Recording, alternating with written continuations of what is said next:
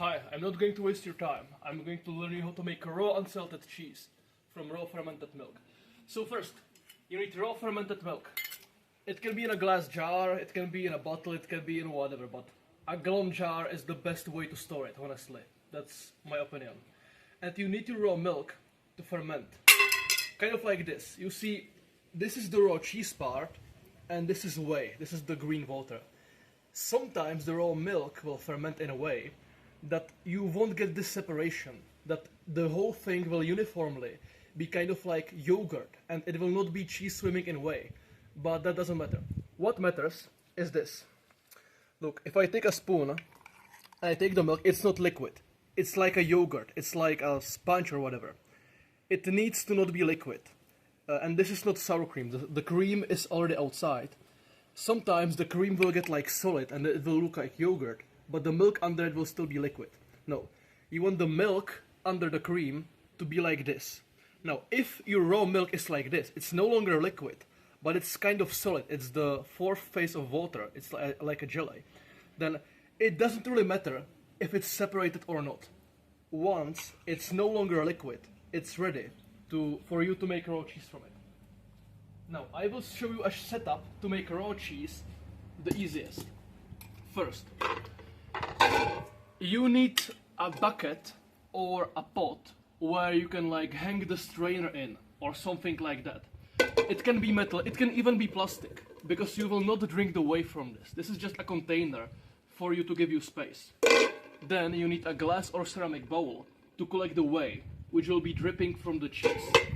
I do it like this. Some people use like a bucket and they hang it and whatever, it's complex. I just take a pot, I put a bowl in it, and then you want a metal strainer. Not plastic, but metal. Now, there's a caveat. You don't want the cheese to be touching the metal, because cheese will absorb anything it touches. And if it's dry and you don't eat it with honey and you just use it like a cheese strain, Alice's Wonderland style, then you will not absorb the metal that the cheese will be absorbing from the strainer. But still, maybe the cheese will become saturated with the metal, and then it can maybe fit less metal from your intestines in itself. So I don't know. I just don't want it to touch the strainer. However, I found that a strainer makes it a million times easier to make raw cheese than if you like put the raw milk in this, and then you do like this, and then you hang it somewhere in the basement, and that's just too complex. If I'm supposed to like hang it somewhere, it becomes so complex that I will become lazy to make the raw cheese, and I will stop making it. So I take a strainer, and then I take an organic cotton cloth, which I can just put over the strainer. So, step 1, get fermented raw milk. Step 2, get a setup. This is the raw cheese setup. That's how it will be called from now. When you have children and you teach them how to make raw cheese, tell them you get the rum setup. Daddy, who's rum? Doesn't fucking matter. So, and then you take the raw milk and you basically pour it inside. Whey or cheese, it doesn't matter. Whatever, just put it inside. Now, if you wish to, or if you don't have a strainer, then you probably can like fold it in some way, and then imagine this is like a stick. You can fold around the stick, and then you take the stick which is inside and you like fold it basically, so it holds on the stick and it will not fall. And then you can hang the stick or whatever somewhere in your basement so it like hangs. But I don't do that because that's too complex. I just let it on the strainer. Now, where do you put it? Honestly, putting it in the sun, it will be the best, because then it will dry the best. But if you put it in the sun, you will have a bunch of maggots and flies in it, and you don't want that. What I do is I put it in a cold basement where there isn't much insects. Or you can put it in a fridge, or in your room, or whatever. But if you put it somewhere where insects have access to, then you probably want to take a book or something which you place over it, so the bugs don't crawl to it. I don't have nothing right now, but I will probably take a book or something which isn't plastic or like toxic or whatever. Or ideally, a metal or rather wooden board, place it over it so the bugs don't come in. But if it's the winter or something, I will just put it into the basement and let it breathe. If it breathes, it dries better. And that's pretty much it. I will show you how it looks when it dries. In the basement, there is no problem with flies in here. It's cold in here. It's kind of humid here in here actually, but that's not really an issue. If it could be dry here, it would probably be better, but I don't care. The clabbered raw milk will turn dry and will basically turn into raw cottage cheese. And under it, there will be some whey. Actually, I've drank most of the whey. Sorry, I was very thirsty. But you will get some whey. You will probably get a lot more whey. If you don't have Jersey milk, which is thicker, then you will have a lot more whey than cheese. And what you can do with the whey is, if you throw it away, then you are a complete retard. But you can drink it, and it's like 9 out of 10 hydration. It's extremely hydrating and full. And it's not empty like water. It's perfect for hydration. But I never drink it, or I do, but I try to not to, because there is too little of it.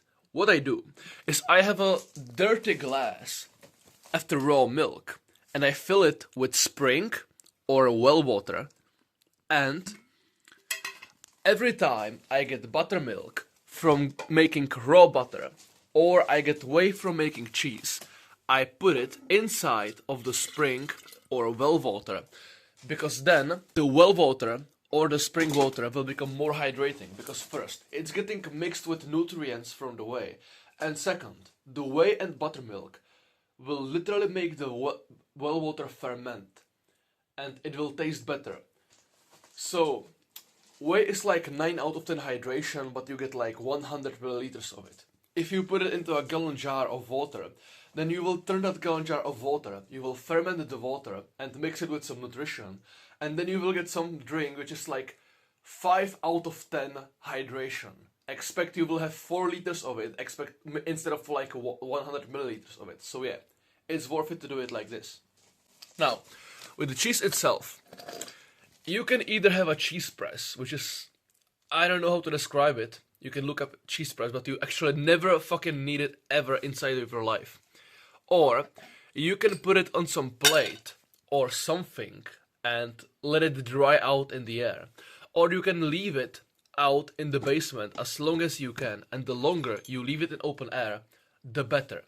The drier it gets, the better.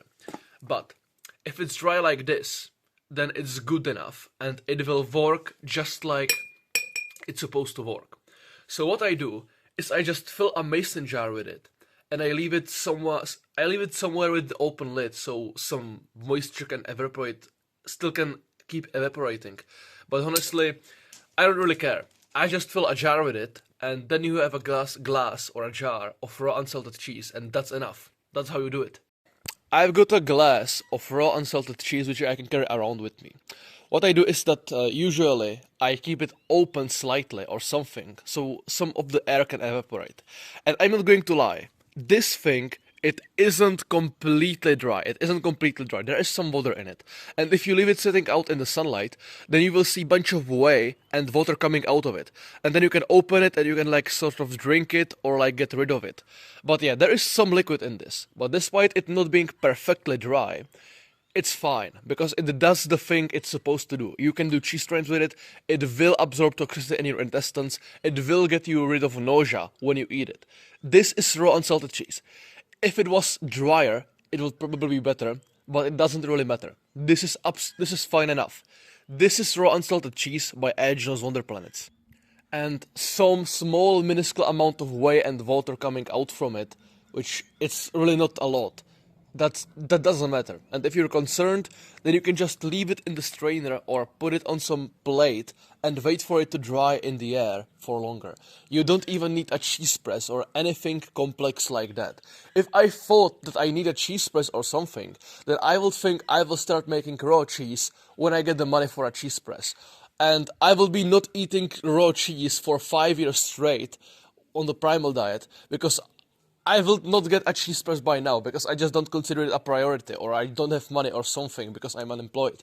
So yeah, you don't need a cheese press, just a strainer and a bowl. And by the way, if you aren't lazy or impatient as me, and you dry out the cheese further, properly, like you keep it in the strainer for longer, or you put it on a plate, or you do whatever it takes to have access to clean air, to dry air, to fresh air, so it dries out for longer, and it dries out for long enough, it will turn into something which tastes like Parmesan Reggiano.